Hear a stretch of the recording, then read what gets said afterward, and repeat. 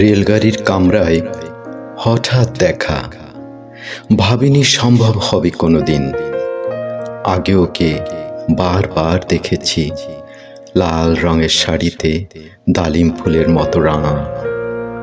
আজ পরেছে কালো রেশমের কাপড়, আঁচল তুলেছে মাথায়, দোলন চাপার মতো চিকন গৌর মুখখানি ঘিরে।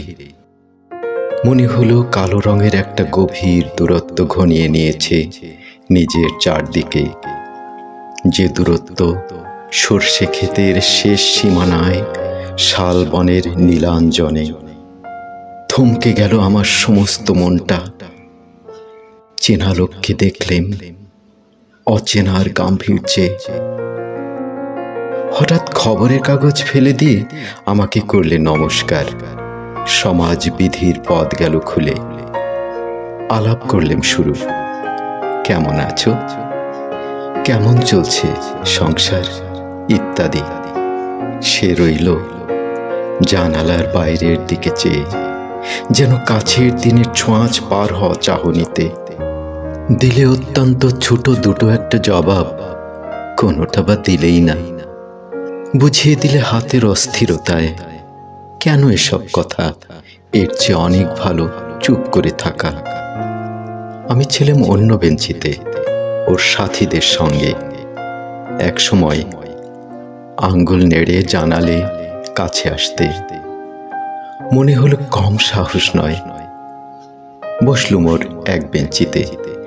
গাড়ির আওয়াজের আড়ালে বললে মৃদুস্বরে, কিছু মনে করো না। সময় কোথায় সময় নষ্ট করবার?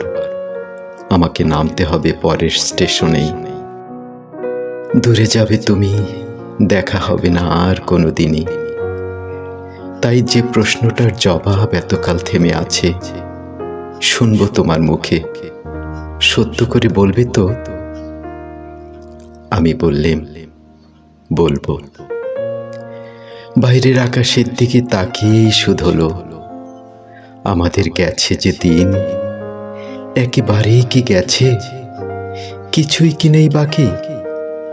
একটুকু রইলেম চুপ করে। তারপরে বললেম, রাতের সব তারাই আছে দিনের আলোর গভীরে।